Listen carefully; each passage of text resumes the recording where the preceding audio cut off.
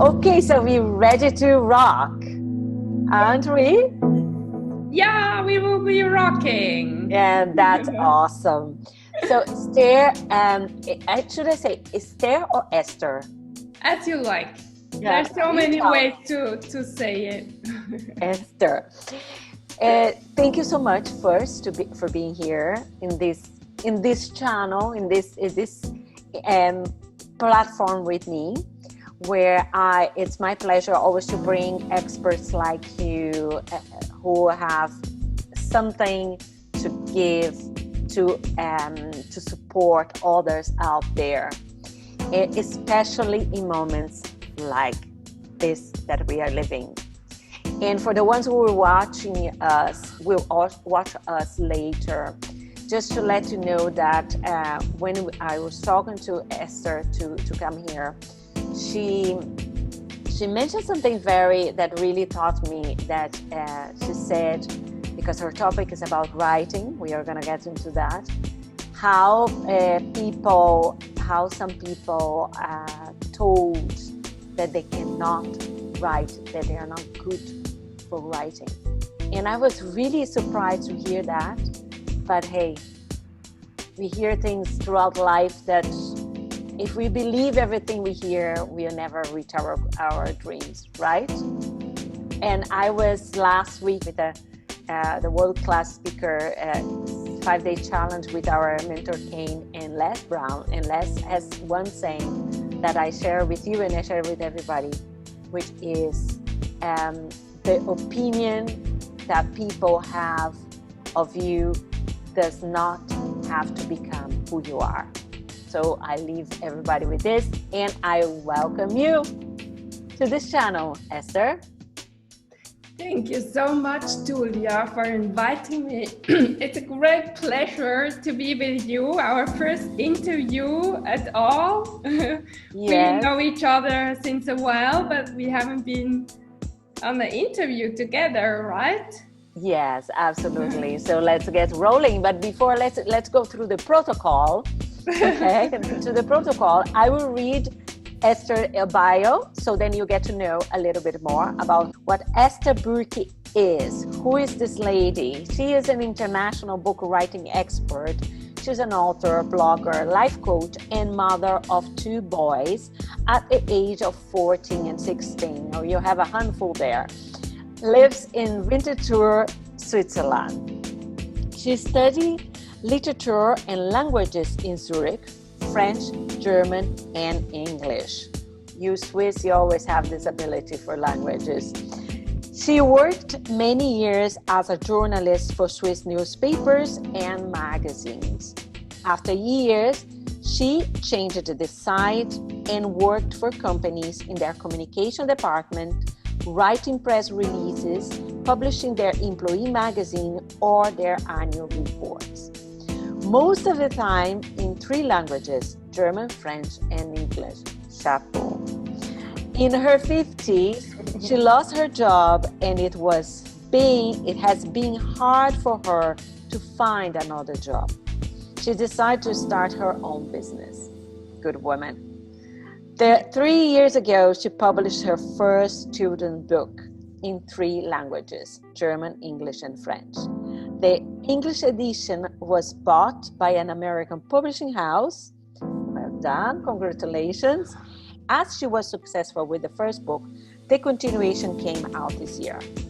Since less than 1 year, she's coaching people to find joy in writing and to write their own books. Oh, wow, Esther, that was a really big shift, wasn't it? Thank you so much. It's a long story, I think, and I never thought I'd gonna be sit here with you, having my own business and coaching people. Yeah, that's amazing what you say here, that you lost your job and then you went back to writing. And tell us a little bit, how did that start? So you said you lost a job at the age of 50, could not find another job, and then you got into writing. How did that happen? Writing has always been a great pleasure for me. I kept my journal since I'm 13. I started writing down my thoughts and all my challenges with everybody, my family, my parents, when they got difficult. And so I was always writing. But at school, I had really bad grades in writing because my teacher thought I'm writing text, but I'm not putting myself out. And that was a great problem because I was so scared of putting myself out, of showing what I'm thinking.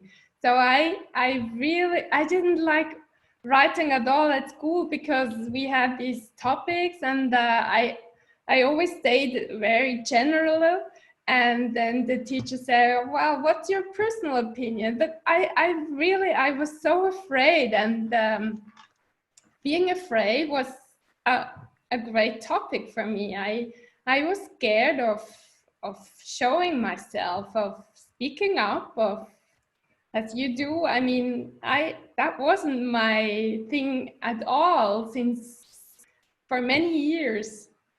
And then you say that, let me just give a break here for you. And I also welcome Johan that he just arrived. Welcome, Johan. You're always welcome here. I love to see Hello. you. I haven't seen you for a while. Johan. Hello, great seeing you. Great to see you. And we're just getting Esther to tell us her story of how she started writing. And Esther but what you're saying there is not only with writing, is with everybody, this fear of really sharing your inner feelings. That is even a long step, but to share your opinions, to share your view of the world, like this fear of being judged, this fear of feeling that you're inconvenient, and all this kind of things. And I also believe that it has some relation to your culture as well. Am I right?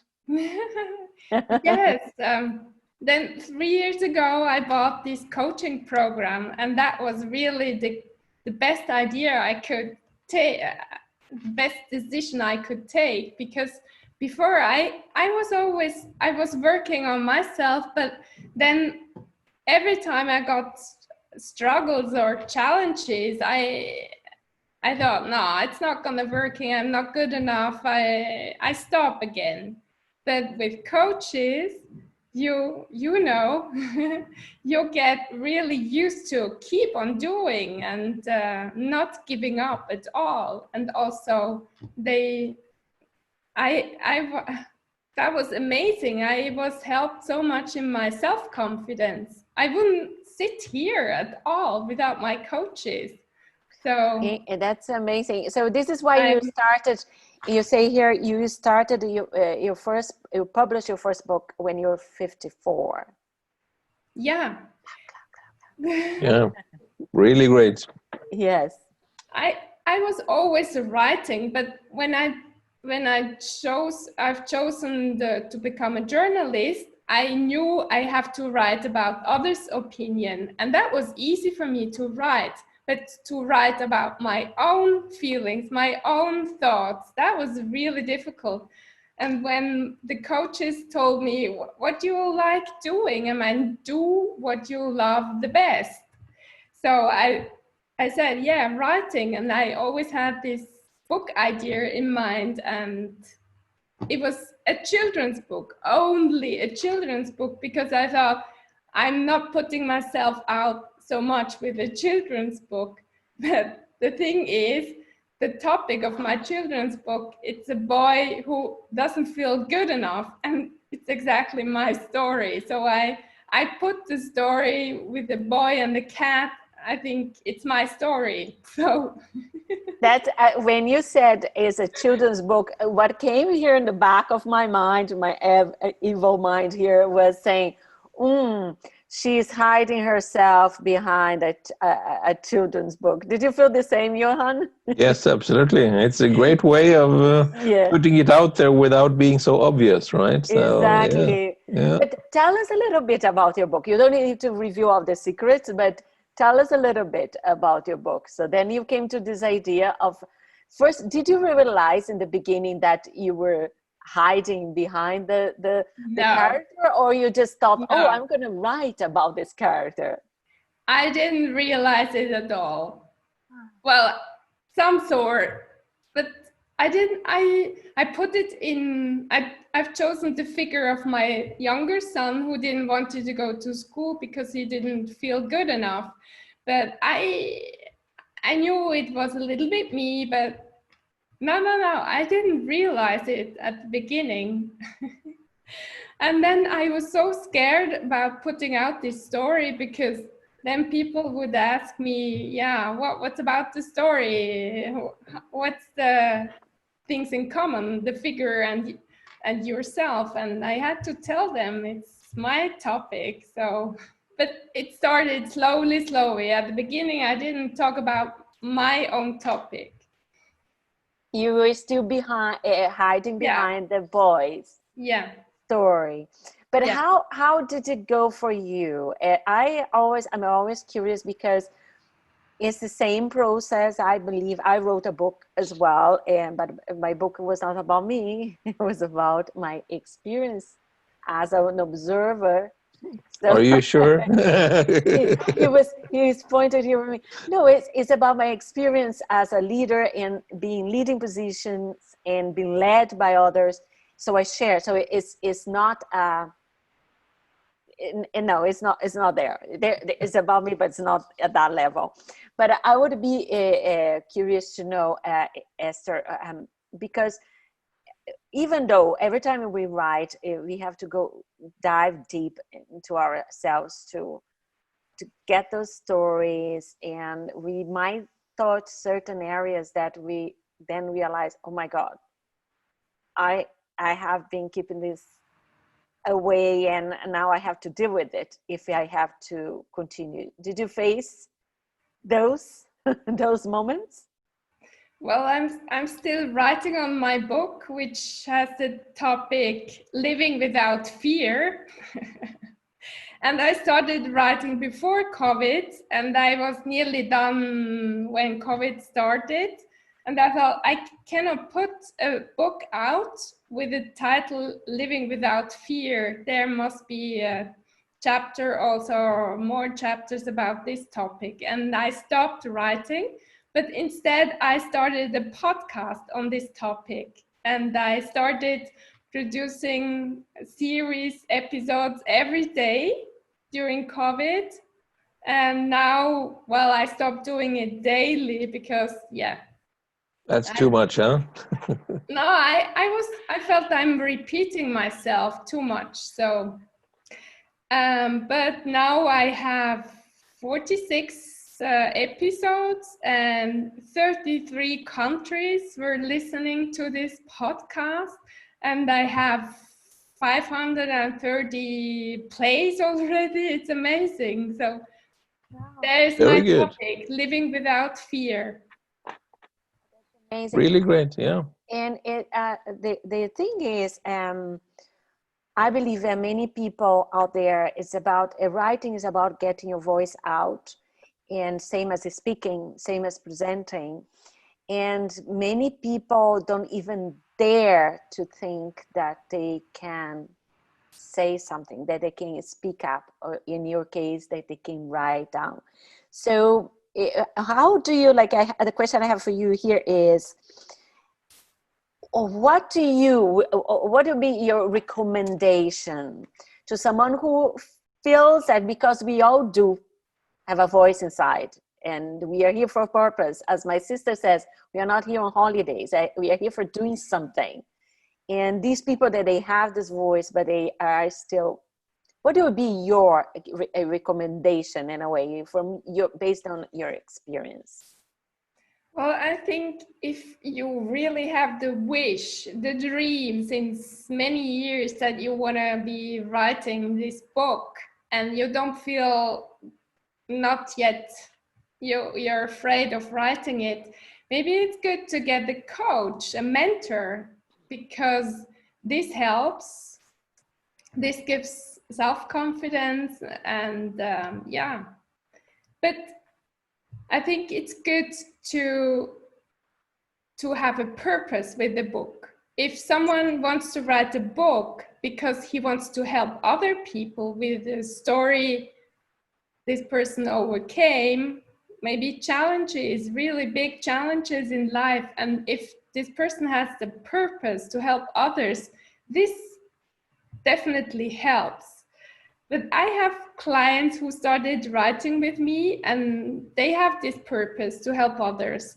But now during the writing process, during this 6 months, they're growing on their personality as well, because their writing is like healing also. They're rewriting their story. They're going into the past, which has been sometimes very painful, but with going back and writing it down, it's a kind of, it's forgiveness with people who maybe didn't do any good to this person, or it's also healing from, because now they're in another state of in their life, and this is so beautiful. Yeah, this is amazing. I don't know if you heard about this one, or maybe it's a cliche. It's like your mess is your message. Have you heard this one? This statement? Yeah. And I really like it, because it definitely is. We always want to give something because we've been through something. Yes. And because we've been through and we managed to overcome, then you feel like, oh, I need to share this with people, because then they will be able to overcome as well. So yes, the healing process is amazing. And like as when we were talking before, you mentioned to me that you started coaching people, not necessarily that they want to write a book, but that they use the writing as a tool for healing and for getting in touch with them. Share with us a little bit more about that. Yes, so I have 2 clients who had really a so painful story. One has gone through so many burnouts, and the other one has been abused in her childhood. So it's really great that they can write now what they've gone through, and it gives them strength now. They can look at it, and it's beautiful. And I can tell also for my own story, I always felt not being good enough, and now on that, and I was always thinking, why is my life so difficult? I want to be doing things. I want to be a journalist or a communication specialist and help other people and so, but it was always painful because I don't know, I felt not good enough, and then I took everything personally, and that made my life so difficult. And now I'm over that. I feel I have to give back. I don't want other people to suffer as much as I did. And I really want to teach others how it can be so much easier life when you don't take everything personally, but you just stick to what you think is good for you and keep on doing.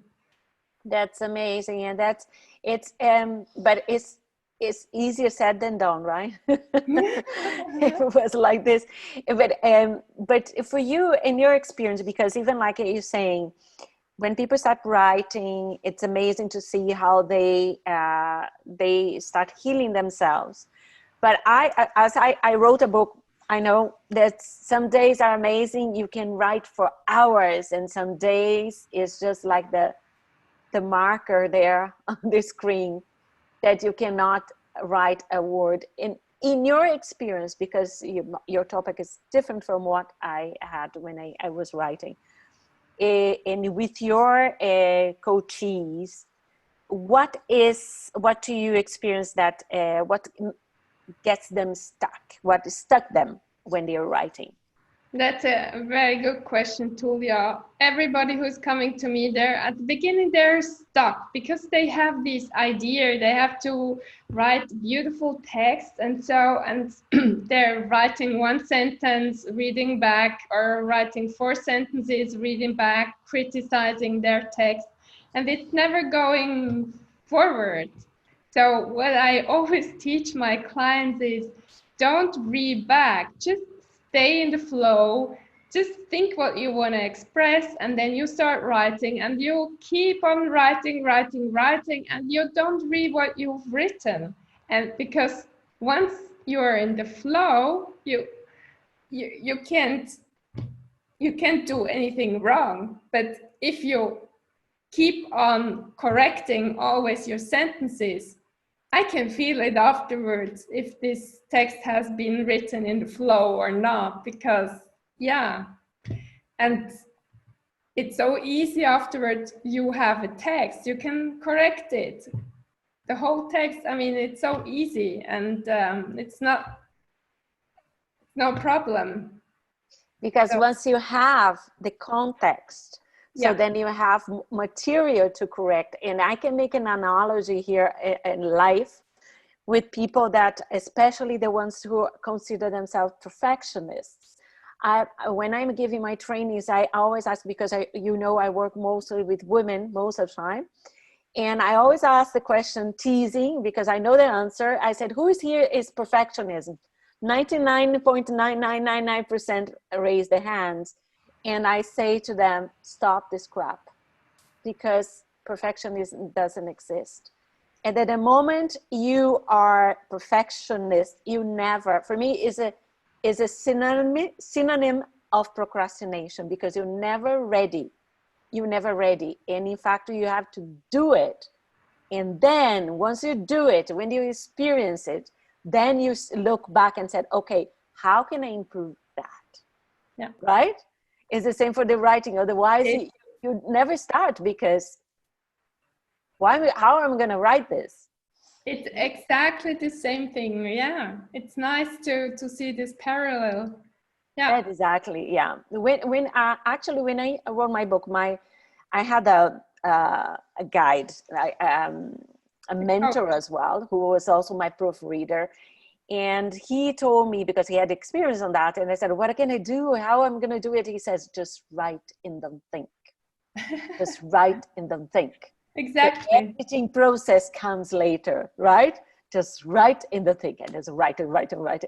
And it's so relieving as well. That's awesome about the process, because when you get into it, it's amazing. Johan, I would just ask, Johan, have you written any book, Johan? You? Not yet, but one day probably, yes. Okay, so now you can have someone that can support you here, because I was going to ask Esther. Absolutely. That she has, you said, then you became, because you saw through your process that you could help others that were experienced the same as you did, and then you create your coaching program, which is Finding Joy in Writing, which I love the name. So can you tell us a little bit about how do you work with people? How long, and how does it work? Yeah, so I thought I have to create this online program, because it's so beautiful when you find really the joy in writing, then you never stop writing. And I really wish that a lot of people can find this joy in writing, because it's like speaking. I mean, it's natural if you don't think too much, as you said, Tulia. And I created this program. It goes 10 weeks, and we gather for online for twice a month. And first I teach mindset, because I realized it's so important, mindset, also in writing, because it goes together. If you don't have the right mindset, if you start in a crappy state of mind, if you start writing, you won't be able to write something nicely. So that's why I start with my program with mindset. And then I go on with little exercises, like how do you start your sentences or your text, or how do you tell the story from A to B to C, or if you tell the story from C to A to B, or there are so many ways. And yeah, and there's also included a one-on-one call with me. So if somebody really wants to get started with his or her own book, so we can have this session and talk also on the project this person wants to attack. That's awesome. And just a question, and do you have any relationship with any publisher so that they can you can advise them to go, or is it more about self-publishing? It depends. Mine was self-publishing. I mean, I have this Morgan James from New York, this publishing house, who published my children's book. But there are so many different stories and books, and every story needs another publisher. So it's difficult. So I think I just coach people to write their books, and then I give recommendations. But to find a publisher, yeah, it takes time, and sometimes, yeah. We know that many of the famous ones ever refused many times before getting their items. Like, because my book is self-published, and you know, the bookstores don't take it. So, which is sad for them, I'm telling you. but that's the reality, yes. And maybe one day when I decide to write a novel, and then maybe I try to approach a publisher. Okay, so, and I have another question for you. What is you mentioned here already what you teach in your program. And Esther, tell me about the next book you're writing, because you said the first one led to continue. So Esther is continuing her story behind her character. Yes, the second children's book, it came out at the beginning of this year. It's the continuation, but it's less. I'm less in it there. It's a boy and the girl, and they go to the animals world, and they also help other colleagues in the class, and it's like about bullying a little bit. So it's lighter. The start of my first book was a little bit just this boy and his cat, and now I was expanding a little bit the characters, the figures. And you're trying to bring topics that are related to children's challenges in school, if I understand correctly? Why I write about challenges in school? No, I'm just asking if because you said there's a little bit of bullying. Yes. And I remember you said in your first book, you kind of got started, inspired in your son who didn't want to go to school.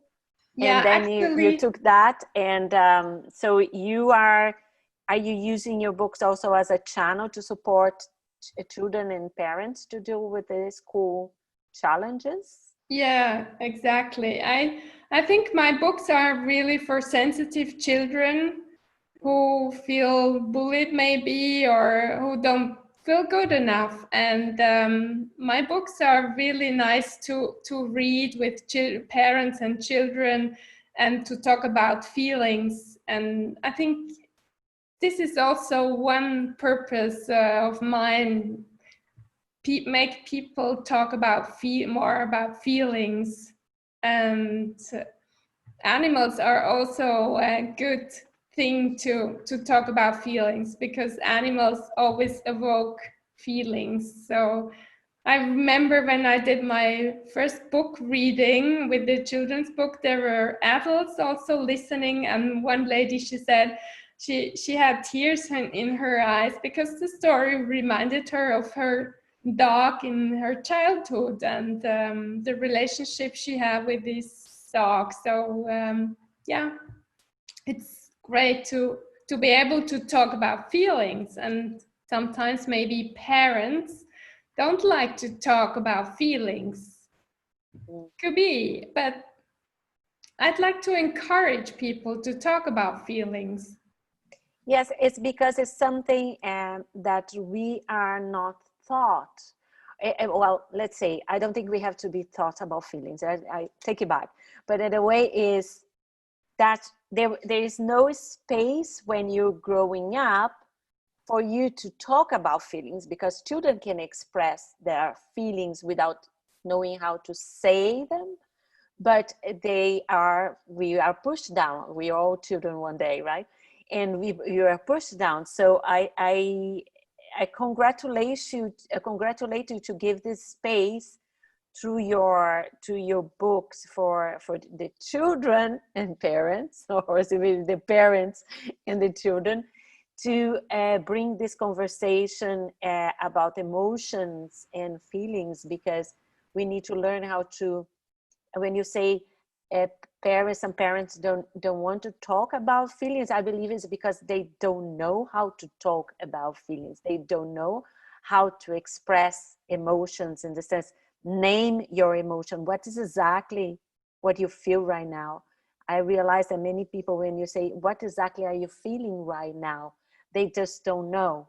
They cannot express that. And when you don't know how to express, to put a name in your emotion, you're in trouble, because then you can be spinning around, right?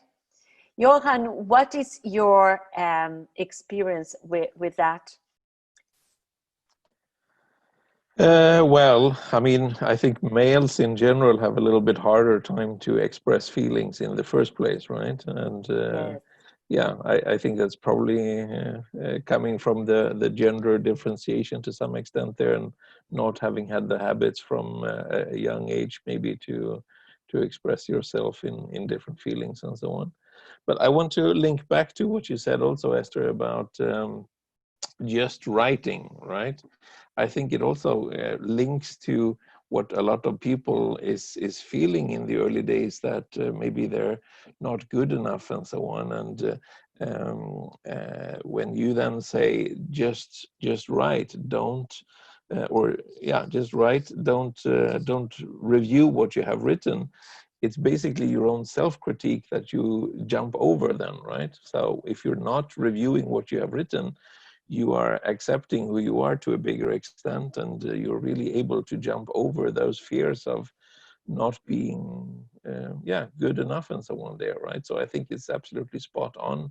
It's really, really good to be in the flow, and I feel that no matter what it is that I'm doing, you have to sort of get into the mentality and attitude, which is very, very important, that you have a positive attitude and being able to to move forward. So yeah, that's the way I see it also. It's great to be able to do that. That's Yeah, awesome. Thank you. very Go well ahead, said, Esther. Johan. You really got it, because when you start rereading your text, you get your own criticus, Exactly. and sometimes it's also your teacher's voice maybe who is coming up and saying, well, you are not good at writing. Why are you writing now something you're not good? Yeah. And this teacher's voice, I realized in how many heads this teacher's voice from 20, 30, 40, 50 years ago is still there. So But it's also why I think the current social media climate and atmosphere is not really helpful, right? Because a lot of people are hiding behind being anonymous, and they feel that they can say whatever they want, and there is no accountability. And there is so many people out there who are really taking it personal and feeling bad about general comments, and people who feel good about making others feel bad, right? So we have to come to a situation where we can more feel that we're in a community of trust and that we really can share the inner feelings and views, and not being so so hard on ourselves, right? And compare, we always say we should not compare ourselves with others. Yeah. But it's human nature. We will do it, of course. but it's important that we have some tools that can bring us back to reality. And as you said very well, Johan, a good community is super important. Absolutely. For that, a community that you trust, the people that you know that are there to support you, and but they are real, they are for real, right? Yeah, absolutely. And community and gatherings or teams or tribes or whatever you want to call them, right? I mean, you will always be able to find then the security and the strength to move forward, rather than you being alone. Alone is not really a good place to be, right? No matter what it comes to, as a writer or as an entrepreneur or in business or wherever, right? I mean, we need to have the good and the trusted people around us that can challenge us, yes, but at least it's in a positive direction, right? And we need some guidance, because exactly Yes. Esther, on her field, being a coaching people, giving the people this space for coming and start releasing their stories that was repressed, but at the same time she's giving them the space and building a community for them to feel safe, and that is super important, and that is something that I believe now became even more valuable and more important for all of us who are leaders on what we do, because we are there in the front line doing things. Not everybody is in the front line, and cannot be, because if everybody's in the front line, then but nobody will open up. Nobody will open up if they don't feel that they're in a safe environment, right? And they're not gonna trust you. So the key element is really building the trust in the beginning there, and having that community around. I really see such a great potential in social media, because at our age, we are not that young. I mean, at our age, we could excuse me. Excuse me. We are young, yeah, sure. Is this fake? But at our age, we couldn't put something out on social media. There was no way. For me as a journalist, social media was such a great place, because I could speak. I didn't have to hide in front of before a newspaper, so I just could put my own opinion on it, and I could really rehearse how it is to just say what I'm thinking. So I found social media was such a great thing to be invented. And now even with Instagram, I love Instagram, because there you don't need so many words. Your pictures are speaking more. So it's even for people who don't like writing, they're really good at Instagram. I'm going to pull your leg, because you said you don't need many words. And I said, well, what a writer doesn't want, a writer who doesn't want words. Okay, that was just to tease you. Yes, I understand. Well, I created, the other day, I created a story with just one picture. There is a cat and a hedgehog, and our cat was sitting in our garden, and the hedgehog was running through the garden, and I filmed that, and I did a story with that, but with not many words. So I was writing, the cat was saying, "What is Mr. Hedgehog up to tonight?" And then Mr. Hedgehog was saying, "I'm looking for my wife. She told me to join her for dinner." So, I mean, you can also create with less words, you can create great stories. Absolutely. Yeah. Esther, so your final words to everyone out there who we know they have a story inside of them. So what should they do? So I would like to encourage everybody, just if you have the dream of writing your story, of writing your book, just start today and don't wait any longer. Don't push it to tomorrow or so, because writing also takes time to write the story. It takes half a year or a year. And if you want to publish or just self-publish your story, it takes time. So start today. And go for it. also the second thing is, it's always start with a good state of mind. Put yourself always in a good state of mind before you start writing, because your writing will be so much better when you are in a good state, in a good mood, and people will feel it. That's awesome, Esther. Thank you so much. Especially moments like this, we need more voices out there, whether it's in a spoken form or written form, but we need more voices out there who are willing to share their experiences, and with their experiences, it gives some hope and some comfort, because we are going through tough moments, and there are many people there that are completely lost. And I always say to my people, to my community, and to you, probably you've seen, is that your voice matters. There's always someone somewhere who needs to hear exactly what you have to say. So the same for you, the people writing that comes to you, just share with them. I even say, tell them exactly this, that their voice matters. And with that, I thank you so much for being here with us. And Johan, thank you so much for being here.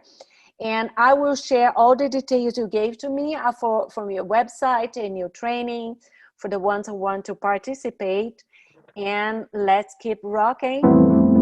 Yes. So thank you so much, Tulia. Thank you, Johan, for being here.